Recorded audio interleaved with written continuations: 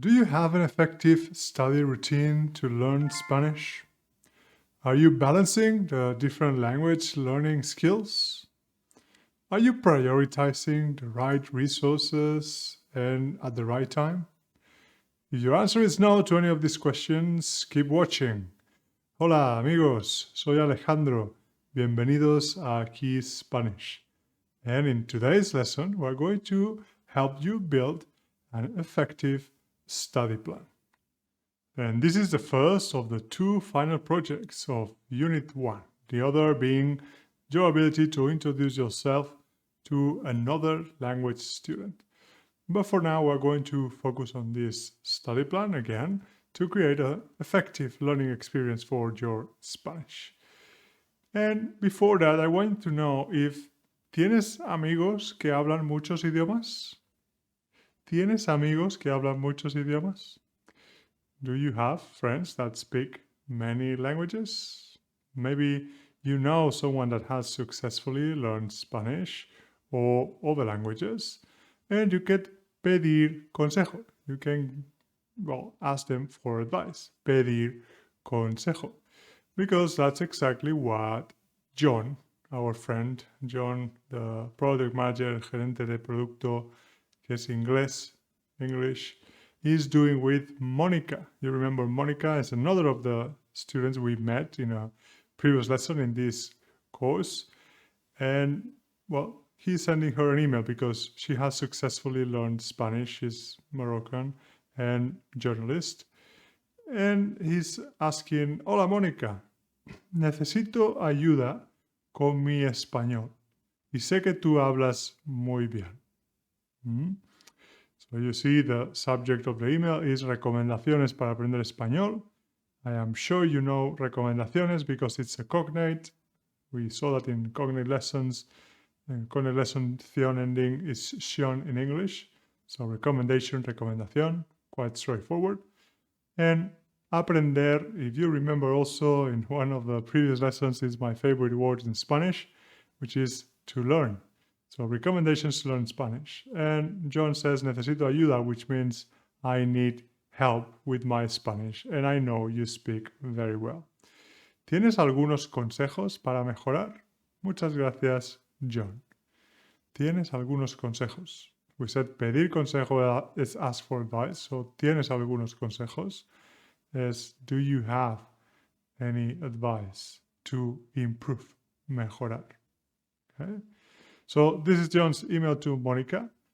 And now let's take a look at Monica's answer.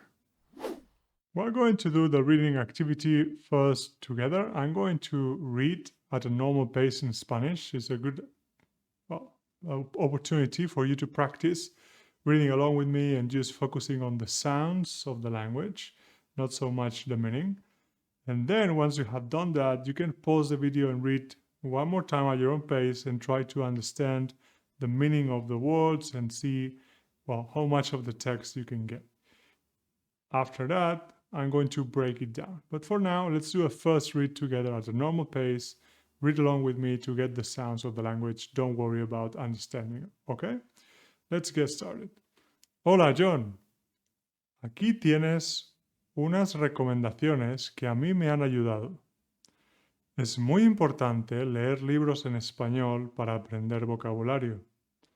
Además, para comprender mejor el idioma, los podcasts son muy útiles y puedes escucharlos en el coche o cuando haces ejercicio. Estudiar gramática también es importante.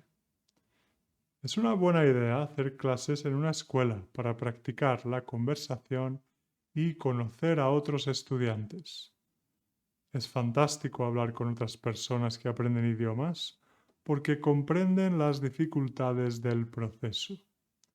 Te mando mi plan de estudio por si te sirve de inspiración. Un saludo y mucha suerte. Mónica. Okay, now remember that you can go back to the video and read again with me if you need to, or now it's a good time to pause the video and read by yourself at your own pace and try to understand the language. And now let's break down the meaning of things and the vocabulary in a bit more detail. So aquí tienes algunas recomendaciones que me han ayudado. Here you have some recommendations that have helped me. It's very important to read books in Spanish to learn vocabulary. Es muy importante leer libros en español para aprender vocabulario. Remember, in the previous lesson, we learned vocabulary related to language learning, like leer libros, right? Vocabulario, aprender. This course is carefully building on the previous lessons. Everything is scaffolded, so make sure to follow along with our playlist. Otherwise, it won't make as much sense and you will not make the most of the course. So, además, para comprender mejor el idioma, los podcasts son muy útiles. So, furthermore, to understand the language better, entender o comprender mejor el idioma, podcasts are very useful and you can listen to them in the car or when you exercise, cuando haces ejercicio. Studying grammar is also important. Estudiar gramática, also vocabulary we have seen before. It's a good idea to take lessons in a school to practice conversation and meet other students. Conocer a otros estudiantes is to meet other students. It's fantastic to speak with other people that are learning languages, that learn languages, que aprenden idiomas, because they understand the difficulties of the process. And lastly, te mando mi plan de estudio por si te sirve de inspiración. This part is more tricky. Probably don't understand it that well. As I'm sending you my study plan in case, por si te sirve, in case it serves you as inspiration. Un saludo y mucha suerte. Greetings and best of luck. Monica. As you can see, this text has lots of vocabulary regarding language learning. Again, we saw that in our previous lesson. And I'm going to take some of this and add a couple more to ask you what of these activities are more interesting to you, which ones are just interesting, and which ones you are not interested at all. Also, a reminder, we did this in the previous lesson, how to express interest in Spanish. And you have to say, para mí, aprender vocabulario es muy interesante. Right? So we have aprender vocabulario, leer libros, escuchar podcasts, hacer clases, estudiar gramática, hacer intercambios, means to do an exchange, escribir en un diario de aprendizaje, this one does not appear in the text, is to have a language, a learning diary where you write down the things you are learning every day, what can you do better, what can you do different, and also practicar la pronunciación, escuchar música. So practice pronunciation and listen to music. So I want you to tell me in the comments, remember to participate, hay que participar, no seas vago, participate with me, and tell me which activities are of interest to you when learning a language. Para mí, escuchar el podcast no es interesante, dice John. ¿Sí? Para él no es interesante, para él es más interesante quizá hacer clases de español. And in the email from Monica, you can see that she is sharing her study plan. So let's take a look. Los lunes, on Monday, Mónica hace las tareas. ¿Sí? De 10 a 10 y media, 10 to 10:30, she does homework because she's taking a course with us at Kids Spanish, Spanish Accelerator course, and she has some homework, so she does that for half an hour. Then revisar Quizlet and leer Hola Lola. So she reviews her Quizlet flashcards, or the flashcard app, one of them that we recommend in our Spanish Beginner Kit, and leer Hola Lola is a great reader that we also recommend in the set of resources that we offer for free. You will find the link in the description to that, and we will mention it later on also. So that's Monday. Tuesday, el martes, estudia gramática, escucha podcast y lee. Miércoles, ve vídeos en YouTube, 15 minutos, escucha podcast, revisa Quizlet y lee. Los jueves, Thursday, she does more homework, hace las tareas. She has a Spanish lesson, hace una clase de español, and reads again Hola Lola, a book that is made for beginners. And then escucha podcast los viernes, ¿sí? On Friday. Escribe en su diario de aprendizaje, she writes on her learning diary. Reviews Quizlet again and reads Hola Lola.